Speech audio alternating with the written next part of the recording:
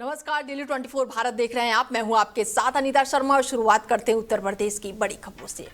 UP के मेरठ में एक बड़े कार्यक्रम के दौरान उत्तर प्रदेश के मुख्यमंत्री योगी आदित्यनाथ ने प्रधानमंत्री नरेंद्र मोदी का स्वागत किया, जहां पर विकास से जुड़े कई महत्वपूर्ण परियोजनाओं का जनता को समर्पित किया गया और लगभग 12,930 करोड़ रुपए की लागत वाली इन योजनाओं में आधुनिक परिवहन व्यवस्था को विशेष प्राथमिकता दी गई, जिसके तहत देश के पहले नमो भारत आरआरटीएस कॉरिडोर का उद्घाटन भी शामिल है। और इस परियोजना के जरिए दिल्ली और मेरठ के बीच तेज, सुगम और आधुनिक कनेक्टिविटी सुनिश्चित करने की दिशा में बड़ा कदम उठाया गया है।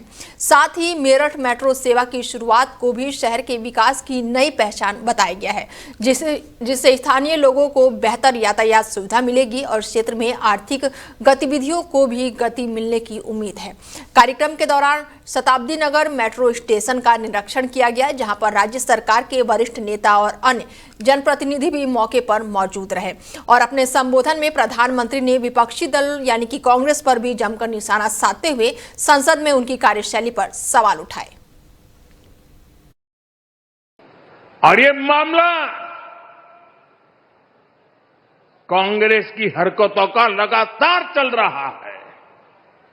पार्लियामेंट में क्या किया? पार्लियामेंट में खुद परफॉर्म कर नहीं पा रहे तो अपने साथी दलों को भी बोलने का मौका नहीं देते,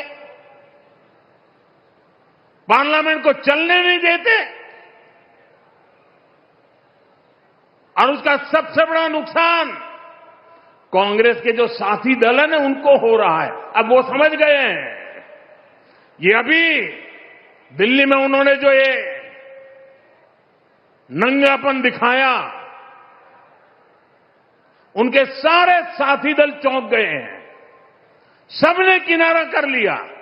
आप याद करिए, आज से 10 साल 11 साल पहले मेरठ से दिल्ली की दूरी अपने आप में एक चुनौती होती थी। 4 से 5 घंटे में तय करने में मशक्कत करनी पड़ती थी। लोग दिल्ली दूर मान करके, थक हार करके बैठ जाते थे कि जाम में फंसना पड़ेगा। लेकिन आज 12 लेन का हाईवे, एक्सप्रेस हाईवे के साथ दिल्ली से मेरठ जुड़ा है। समय दिल्ली पहुंचने में कुल 45 से 50 मिनट। और बहन और भाइयों, आज आदरणीय प्रधानमंत्री जी ने जो नया उपहार दिया है, या नमो भारत रैपिड रेल का और मेरठ मेट्रो का, यह अपने आप में इस दूरी को और भी नजदीक करने का कार्य कर रहा है। और इसी कार्यक्रम की दृष्टि से आज न केवल इंफ्रास्ट्रक्चर के रूप में नमो भारत, इस साथ साथ वंदे भारत ने एक सिटी से दूसरी सिटी को जोड़ने का जो कार्य किया, अमृत भारत के माध्यम से अत्याधुनिक, सुरक्षित और तेज पब्लिक ट्रांसपोर्ट की सेवाएं आज भारत की एक नई पहचान बन रही है। तो वहीं लखनऊ में आयोजित एक प्रेस कॉन्फ्रेंस के दौरान समाजवादी पार्टी के अध्यक्ष अखिलेश यादव ने पार्टी में शामिल हो रहे नए सदस्यों का स्वागत करते हुए आभार व्यक्त किया और कहा कि संगठन को मजबूत बनाने के लिए लगातार प्रयास किया जा रहा है ताकि अधिक से अधिक लोग जुड़ सके। और इस दौरान उन्होंने शंकराचार्य से जुड़े मुद्दे पर भी गंभीर टिप्पणी करते हुए कहा कि देश के सनातन परंपरा में कभी ऐसा नहीं हुआ कि किसी शंकराचार्य को गंगा स्नान से रोका गया हो, लेकिन मौजूदा व्यवस्था में ये स्थिति देखने को मिली, जो बेहद ही चिंताजनक है। उन्होंने इसे धार्मिक परंपराओं और आस्था के सम्मान से जुड़ा विषय बताते हुए सरकार की कार्य प्रणाली पर सवाल उठाया। साथ ही उन्होंने ये भी कहा कि वर्तमान सरकार कई मुद्दों को समय रहते समझने में विफल रही है और अक्सर देरी से प्रतिक्रिया देती है, जिससे हालात और भी जटिल हो जाते हैं। और इस बयान के जरिए उन्होंने धार्मिक स्वतंत्रता, परंपराओं के सम्मान और शासन की संवेदनशीलता जैसे मुद्दों को प्रमुखता से उठाया, जिससे राजनीतिक माहौल में नई चर्चा शुरू हो गई है। उसी समय उन्हें जाना चाहिए था संगम किनारे, हमारे पूज्य शंकराचार्य जी कई दिनों धरने पे बैठे रहे वहां पर। उस समय सर्दी पीक पे थी। अब तक की जो हमारी पूरा इतिहास जो है, पौराणिक व्यवस्था है, सनातनी व्यवस्था में कहीं किसी शंकराचार्य को गंगा स्नान से रोका नहीं गया होगा। लेकिन ये पहली बार हुआ है सरकार में कि उन्हें स्नान करने से भी रोका गया, जो हमारी आध्यात्म की, हमारे सनातन धर्म की त्रिवेणी है। और अब तो ये सरकार एक कदम आगे निकल गई है। ये लगता है कभी अंधेरे में या रात में फिल्म देखते हैं 20 साल बाद। हर बात इनको 20 साल बाद पता लगती है। हमारा जो एक पैनलिस्ट था, उसकी 20 साल पुरानी घटना शंकराचार्य जी को बताओ अपमानित करने के लिए कहां से ढूंढ के लाए, किसको ढूंढ के लाए?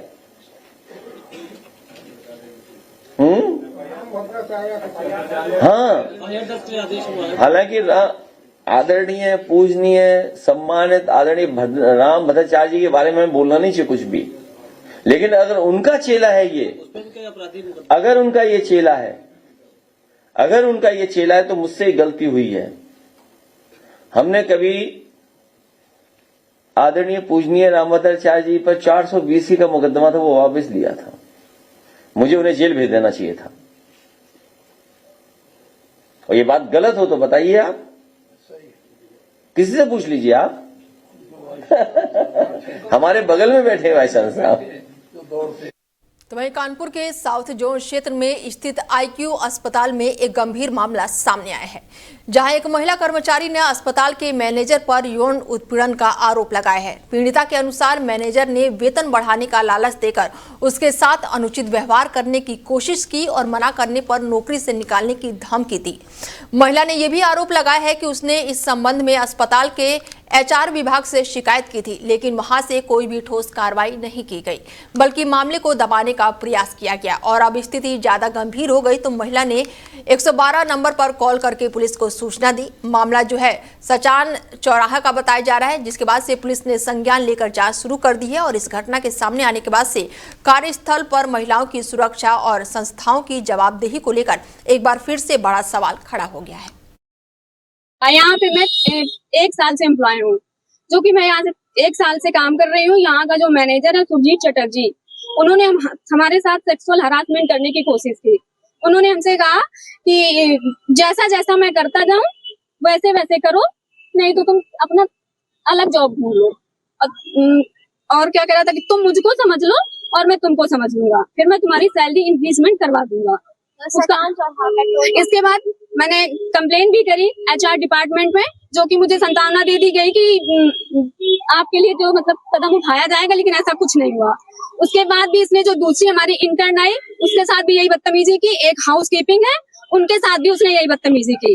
कल हमारे जो एचआर डिपार्टमेंट से सुमित भसिंद्रिया है, मैंने उनसे भी अपनी बात रखी। उन्होंने हमसे कहा कल हम सब आपका सॉर्ट आउट करवाते हैं, और आज हमारे यहाँ इनॉग्रेशन है तो मैं आई हुई थी। इसके बाद मैंने तो सर कुछ कहा भी नहीं था। इन्होंने एचआर जो साक्षियां बसती हैं, ये हमको अंदर ले गई कमरे में और कह रही हैं कि तुम अंदर ही रहना, बाहर नहीं निकलना। तो मैंने कहा क्यों? तो कह रही नहीं तुम यहीं रहो। फिर इसके बाद हम बाहर आ गए। हमने कहा जो इसने बदतमीजी की है तो इसको बाहर करिए या तो हमको बाहर करिए, ऐसे गंदे आदमी के साथ हमको काम नहीं करना है। तो इन्होंने कहा कि ऐसे मैं बाहर नहीं कर सकती। मैंने कहा क्यों, आपके पास रीजन है? इसने 3 एम्प्लॉय के साथ बदतमीजी करी है, क्यों नहीं निकालेंगे आप इनको? तो कहती है कि नहीं ऐसे मैं नहीं निकाल सकती। तो मैंने कहा देखिए, अगर आप कुछ कर पा रही हैं तो करिए, वरना मैं FIR करूंगी। इन्होंने आके ये बात सुमित भसिन सर से कही होगी, तो सुमित भसिन सर कह रहे हैं कि आपको दिक्कत है तो तुम यहाँ से निकल जाओ और हमको बाहर निकाल। तो वहीं संभल में फिल्म यादव जी की लव स्टोरी को लेकर विवाद लगातार गहराता ही जा रहा है। शनिवार को बड़ी संख्या में यादव समाज के लोग बैजोई मुख्यालय के पास पहुंचे और मैदान में एकत्रित हुए, जहां पर उन्होंने फिल्म के खिलाफ जोरदार प्रदर्शन करते हुए जमकर नारेबाजी की। स्थिति को देखते हुए मौके पर भारी पुलिस बल तैनात रहा। प्रदर्शन के दौरान डिप्टी कलेक्टर नीतू रानी को ज्ञापन सौंपा गया, जो जिलाधिकारी के नाम के साथ साथ मुख्यमंत्री, प्रधानमंत्री और केंद्रीय फिल्म प्रमाणन बोर्ड के संबोधित था। और इस दौरान बिजनौर के रहने वाले यूट्यूबर जो हैं शरद यादव, जिन्हें गुरु के नाम से भी जाना जाता है, वो भी मौके पर मौजूद रहे और उन्होंने भीड़ के बीच अपनी उपस्थिति दर्ज कराई।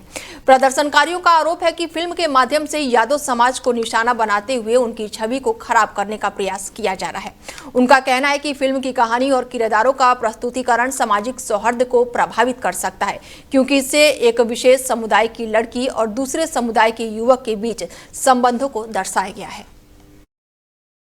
जब किसी समाज को बदनाम करने के लिए उसका किरदार के नाम पर किसी बिरादरी का नाम रखा जाएगा तो विरोध प्रदर्शन होंगे।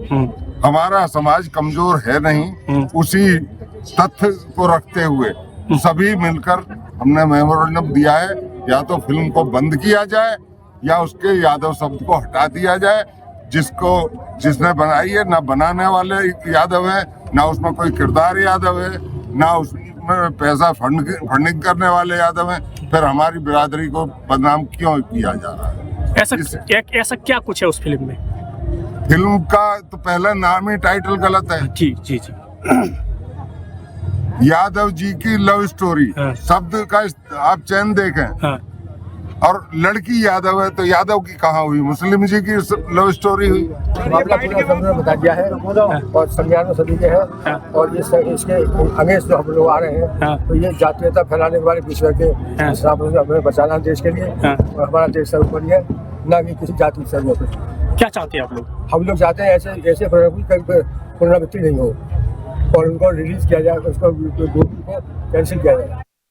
तो वहीं संभल में करनी सेना के राष्ट्रीय अध्यक्ष डॉक्टर राज शेखावत शनिवार रात लगभग 9 बजे कोतवाली क्षेत्र के मोहल्ला हल्लू सराय स्थित प्राचीन सिद्धपीठ चामुंडा देवी मंदिर पहुंचे, जहां उन्होंने पूरे विधि विधान के साथ पूजा अर्चना की और इस अवसर पर मंदिर परिषद में क्षेत्रीय समाज के लोगों ने उनका भव्य स्वागत किया और बड़ी संख्या में मौजूदा समर्थकों ने संगठन पदाधिकारियों ने फूल मालाएं पहनाकर उनका सम्मान व्यक्त किया।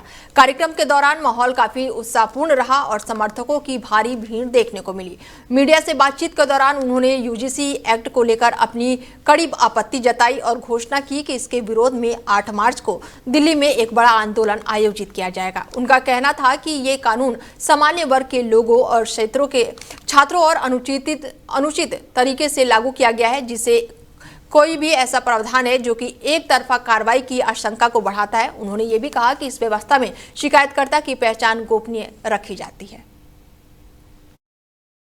और हम लोगों ने निर्णय किया है कि हम 8 मार्च को दिल्ली में रामलीला मैदान में एक महा आंदोलन करेंगे।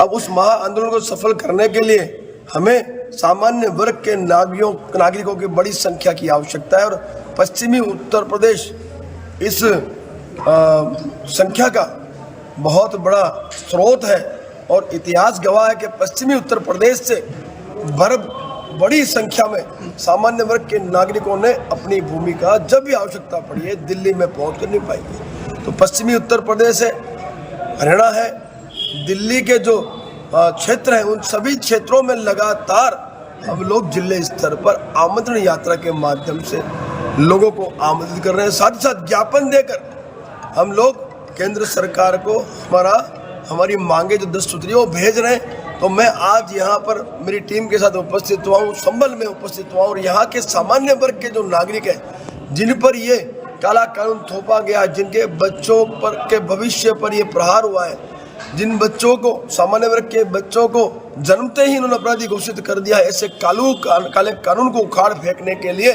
मैं इन सबके बीच उपस्थित हुआ हूँ। तो वहीं पीलीभीत में गन्ना राज्य मंत्री संजय सिंह गंगवार ने प्रेस वार्ता में सपा पर तीखा हमला बोला है। इसके साथ ही मखदूम खान के सवाल पर उन्होंने कहा कि वो उन्हें नहीं जानते और सपा पर अपराधियों का साथ देने का आरोप लगाया। उन्होंने कहा कि प्रदेश में कानून व्यवस्था का पालन सभी को करना चाहिए। मंत्री ने क्षेत्र में ई रिक्शा चालकों से अवैध वसूली पर जिलाधिकारी ज्ञानेंद्र सिंह को कार्रवाई के निर्देश देने की बात कही है। वहीं अखिलेश यादव पर तंज कसते हुए संगठनात्मक कमजोरी का जिक्र किया। उन्होंने नगर पालिका व्यवस्था में सुधार, वाहनों में जीपीएस लगाने और साफ सफाई व्यवस्था करने की भी बात कही। तो वहीं पीलीभीत क्षेत्र में पुलिस ने चोरी की एक घटना का सफलतापूर्वक खुलासा करते हुए 2 शातिर चोरों को गिरफ्तार किया है। पुलिस कार्रवाई के दौरान आरोपियों के कब्जे से चोरी किया गया लैपटॉप और चांदी का मुकुट भी बरामद किया गया है, जिससे मामले का खुलासा संभव हो सका है। पूछताछ में दोनों आरोपियों की संलिप्तता सामने आई है। वहीं पुलिस ने आवश्यक कानूनी प्रक्रिया भी पूरी तरह से तेज कर दी है और न्यायालय में पेश किया गया, जहां से उन्हें जेल भेज दिया गया है। और इस कार्रवाई से क्षेत्र में पुलिस की सक्रियता का संदेश गया है और लोगों में सुरक्षा को लेकर भरोसा भी मजबूत हुआ है। बदायूं में मेरठ हाईवे पर एक भीषण सड़क हादसे में 3 लोगों की मौत हो गई है, जबकि 12 से अधिक यात्री घायल बताए जा रहे हैं। यह हादसा उझानी कोतवाली क्षेत्र के पास हुआ है, जहां पर एक शादी समारोह से लौट रहे प्राइवेट बस की आमने सामने रोडवेज बस से जोरदार टक्कर हो गई। टक्कर इतनी जोरदार थी कि दोनों बसें बुरी तरह से क्षतिग्रस्त हो गई और कई यात्री अंदर फंस गए। मौके पर पहुंचे स्थानीय लोगों ने पुलिस ने राहत कार्य शुरू किया, जिसमें बसों की खिड़कियां काटकर घायलों को किसी तरह बाहर निकाला गया। हादसे के बाद से मौके पर चीख पुकार मच गई और अफरा तफरी का माहौल बन गया। सभी घायलों को तुरंत ही मेडिकल कॉलेज में भर्ती कराया गया है, जहां पर उनका इलाज जारी है। वहीं मृतकों के शव को कब्जे में लेकर पोस्टमार्टम के लिए भेज दिया गया है। पूरे मामले की जांच पड़ताल में पुलिस जुट गई है।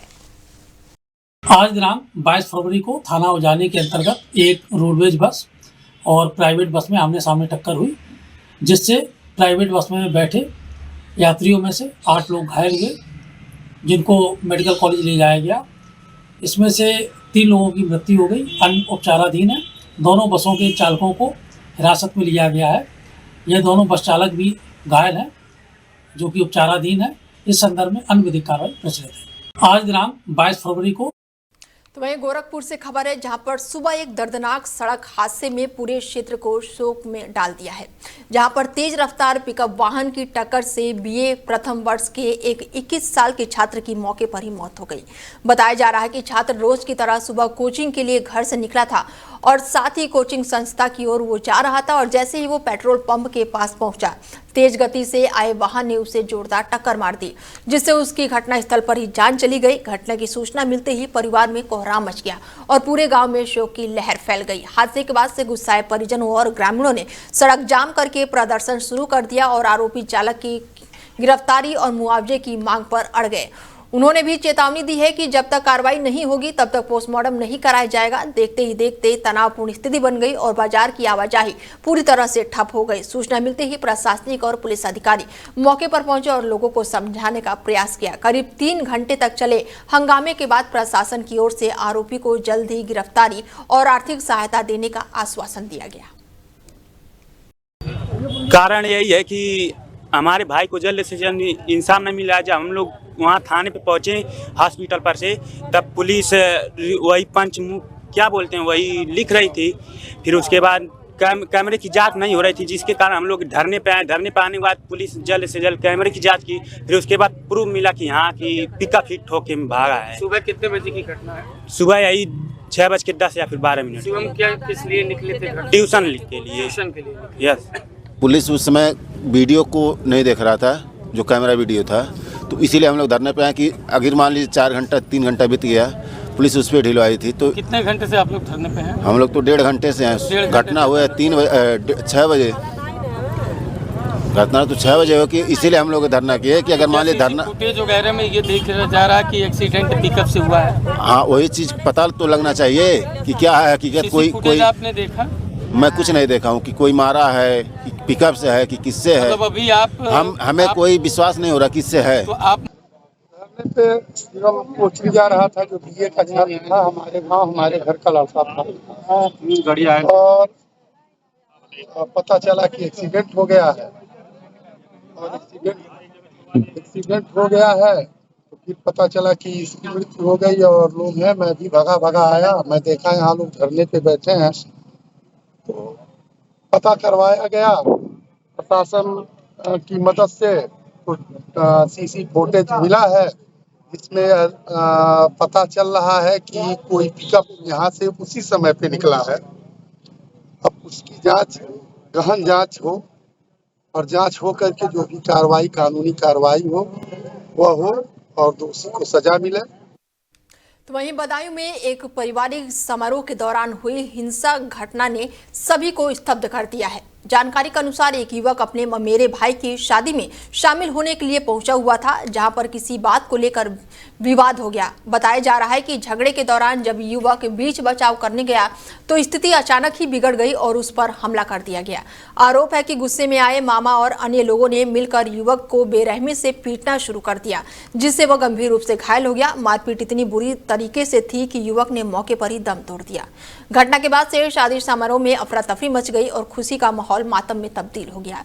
मृतक के पिता ने अपने ही रिश्तेदारों पर हत्या का गंभीर आरोप लगाया है और कहा है कि कई लोगों ने मिलकर उनके बेटे को पीटा, जिससे उसकी जान चली गई। सूचना मिलते ही पुलिस मौके पर पहुंची और शव को कब्जे में लेकर आगे की कार्रवाई शुरू कर दी। फिलहाल पूरे मामले की गहराई से जांच की जा रही है और दोषियों के खिलाफ सख्त कानूनी कार्रवाई किए जाने की तैयारी चल रही है।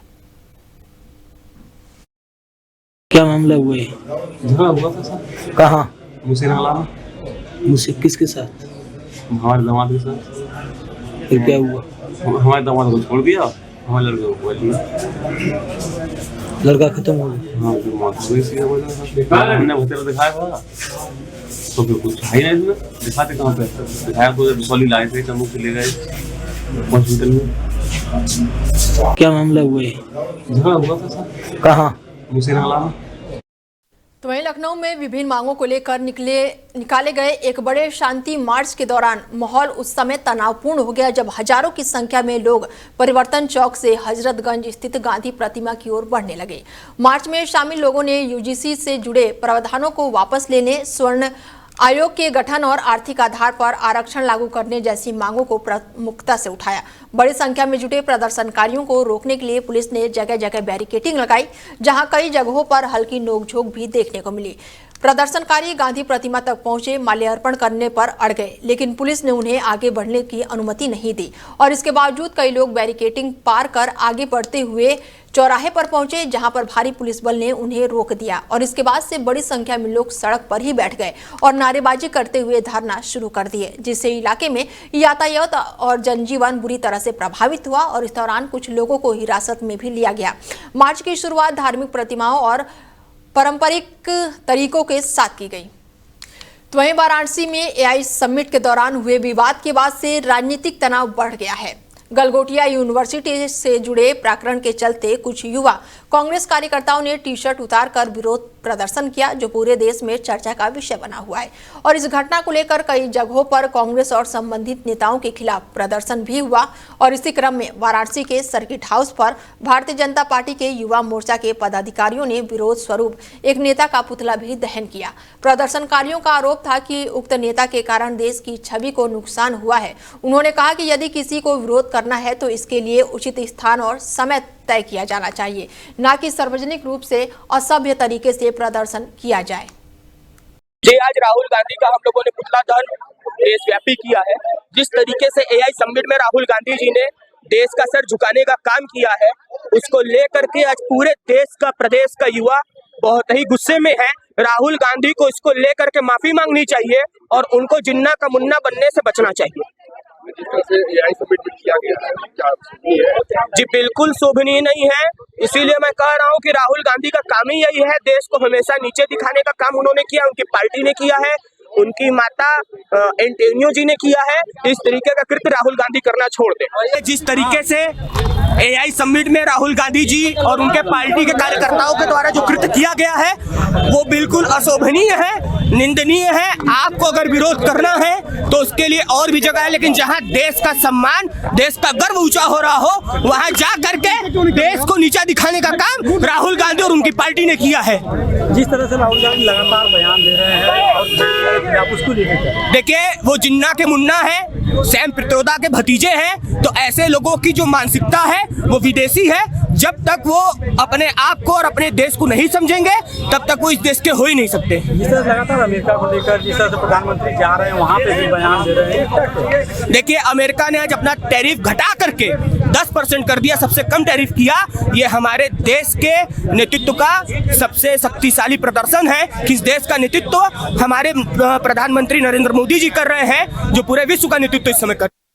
तो वहीं गोरखपुर में एक बड़े ब्रांड का नकल करने का मामला सामने आया है, जिसमें कथित रूप से लाखों रुपए मूल्य का नकली फीड बरामद किया गया है और ये कार्रवाई दिल्ली के अदालत के आदेश पर की गई है, जिसके तहत उत्तर पश्चिम जिला न्यायालय रोहिणी ने एक कंपनी के खिलाफ छापेमारी की मंजूरी दे दी। छापेमारी के दौरान ओम शक्ति कैटल और साथ ही सेक्टर 26 स्थित यूनिट में भारी मात्रा में नकली फीड और पैकेजिंग सामग्री बरामद की गई, जिसकी अनुमानित बाजार में कीमत लगभग 40 से 45 लाख रुपए बताई जा रही है। जांच में पाया गया है कि आरोपी कंपनी ने Om agro fruits and feeds private limited के 4 पंजीकृत ब्रांड को हूबहू पैकेजिंग की थी और जिसके बाद से छापेमारी न्यायालय द्वारा नियुक्त लोकल कमिश्नर की मौजूदगी में यह छापेमारी की गई। ओम शक्ति फीड्स के साथ कोई सिविल वाद शुरू किया है। उस वाद में रोहिणी कोर्ट में इनका कोई विषय गया है, जिसमें क्या है, रोहिणी कोर्ट ने कोई लोकल कमिश्नर अपॉइंट मुझे किया गया, मुकेश लोकल कमिश्नर हूँ, मुझे अपॉइंट किया गया है कि आप इस कोर्ट पे जाएं और सर्च करें कि वहाँ पे क्या क्या ट्रेडमार्क वायलेशन हो रहे हैं, इन्फ्रिंजमेंट हो रहा है। तो उसके लिए हम यहाँ ओम शक्ति फीड्स के लोकेशन पे आए हुए हैं, लेकिन इन्होंने हमारे साथ सहयोग किया है, लेकिन माल को किसी भी प्रकार से सीज नहीं करने दिया गया है, जबकि यहाँ पे बल्क में माल अंदर पड़ा है। मामला पूरा कॉपीराइट का, कॉपीराइट वायलेशन, इन्फ्रिंजमेंट का। कितने का माल होगा कॉपीराइट का? इसमें सर कम से कम 40-50 लाख रुपये का माल भरा होगा कॉपीराइट। क्या नाम है सर आपका? मेरा Mukesh, local commissioner Rohini court Delhi. मैं कंपनी का एडवोकेट हूँ। बरेली में स्मार्ट सिटी की चमक और यूनिवर्सिटी रोड की झुग्गी झोपड़ियों के हालातों में बड़ा अंतर देखने को मिला है। जहां शहर के बाजारों में चौड़ी सड़कें और लाइटें और विकसित होने का दावा किया जा रहा है, वहीं इन बस्तियों में रहने वाले कई परिवार के बच्चे 10 और 12 साल से प्राथमिक स्कूलों से बाहर हैं। बिजली, शिक्षा और अन्य बुनियादी सुविधाओं की कमी उनके विकास में बड़ी बाधा है। देखिए हमारे संवाददाता विनोद जोशी की ये खास रिपोर्ट। बरेली स्मार्ट सिटी का एक हिस्सा ऐसा भी है जिसमें कमजोर गरीब लोग अपना रोज का गुजारा कर रहे हैं। किस तरीके से वो काम कर रहे हैं, मेहनत कर रही है। जुड़िए हमसे, हम आज आपको उनकी एक इनसाइड स्टोरी बताने जा रहे हैं। भैया कहाँ से आते हैं आप? जिला सीतापुर भैया। सीतापुर से। एक मिनट ये काम जरा रोक लेना एक बार। ये क्या कर रहे हो आप? कुंडी बना रहे हैं चटनी मसाला पीसने के लिए। तो ये अच्छा उधर देख के बात करिए जरा, आपकी शक्ल भी तो बरेली वाले देख लें। हाँ। कितना दिन का कमा लेते हो? भैया मिल जाता है 200-300 रुपए। और कहाँ बेचते हो आप? यही बेचते हैं भाई, दुकान बरेली में ही बेचते हैं। बरेली। देखिए ये वो लोग हैं जो मेहनत कर रहे हैं बरेली स्मार्ट सिटी में। आगे और लोगों से बात करते हैं। आप देख सकते हैं इनके सिलबट्टे हैं, सिलबट्टे इन्होंने बनाए हैं। ये हाथ की मेहनत की चीजें हैं जो ये लोग बना रहे हैं। हमारे सामने एक बाबा काम कर रहे हैं, आइए बाबा से ही बात करते हैं। बाबा कहाँ से आते हो आप? हम लोग रहने वाले हरदोई जिला के। हरदोई के? हरदोई के। बरेली हो गया है हमें यहाँ पे 10-12 साल। 10-12 साल से आप बरेली में इसी जगह पर हो? इसी जगह पे है, डोरा मोड़ पे। डोरा मोड़ पे। हाँ। तो ये जो आप ये बनाते हो ये कहाँ बेचते हो आप? ये यहीं से बिक जाता, रोड से हमारा। मतलब रोड से ही बेचते हाँ, हो? दुकानों में बेचते हो? हाँ, नहीं दुकानों पे नहीं बेचते, यहीं पे बिक जाता है हमारा। कितना एक दिन की कमाई है आपकी? अब सर ऐसा किसी दिन 3 बिक गए, किसी दिन 2 बिक जाते हैं, किसी दिन 1 भी नहीं बिकता है। तो मुझे लग रहा है कि जो आप पीछे यहाँ रहते भी हो, लाइट वाइट की व्यवस्था है? नहीं, कुछ नहीं भैया। मतलब लाइट वाइट की कोई व्यवस्था नहीं है? व्यवस्था नहीं है भाई, अपनी जमीन तो है नहीं तो लाइट आट ले ले। ऐसा आप मतलब बरेली में रहे हो 12-13 साल से? हाँ, बरेली में। 500 रुपए दिहाड़ी मजदूरी है, 400 रुपए घर का राशन पानी तेल मसाला लग जाता है, तो बच्चों को पढ़ाएगा पाना परिवार चलाए। नहीं, आपकी बात बिल्कुल सहमत है। मैं देख रहा हूँ कि आप बरेली के बीच में हैं। एक तरफ बरेली चमक धमक बरेली है और एक तरफ आप लोगों के यहाँ लाइट भी नहीं है। मैं देख रहा हूँ लाइट का सुविधा है ही नहीं। तो आप बोलिए ना, पानी वानी के लिए आप लोग क्या करते हैं? पानी भी नहीं, लाइट भी नहीं, क्या करे, भर लाते हैं उधर से। हम गरीब आदमी साहब, हमारे लोग की कोई ना सुनवाई होती है ना। नहीं, ऐसा ना, मेरा मानना है बच्चों को तो आप स्कूल भेजिए। स्कूल तो बच्चे, हाँ स्कूल भेजिए। महंगाई के हिसाब से न, जब आती थी मेला तो वो पढ़ाती थी, तो उनने कही स्कूल भेजो, तो मेन बात ये आ गई, ये बाद में खर्चा पानी और सब चीज की तंगी पड़ती है। क्योंकि मैं देख रहा हूँ ना कि हम लोग बिना लाइट के नहीं रह सकते, पर ये लोग देखिए गुजारा है। हिंदुस्तान का ये भी एक पहलू है और स्मार्ट सिटी का भी एक पहलू है देखिए कई चीजें हैं जो बरेली के अंदर स्मार्ट सिटी शहर है, बिल्कुल स्मार्ट सिटी से लगा हुआ है। ये वो बस्ती है जो चमक दमक से बिल्कुल दूर है। यहाँ ना लाइट है ना पानी की व्यवस्था है, लोग अपनी जिंदगी गुजर रहे हैं। मेरा मकसद ये है कि बरेली के उस अनछुए पहलू को भी आप लोगों को दिखाऊं जो शायद मीडिया वाले दिखाने से कतराते हैं। धन्यवाद। मैं बरेली से डेली 20 भारत के लिए विनोद जोशी। फिलहाल बुलेटिन में मेरे साथ इतना ही। दीजिए इजाजत। नमस्कार।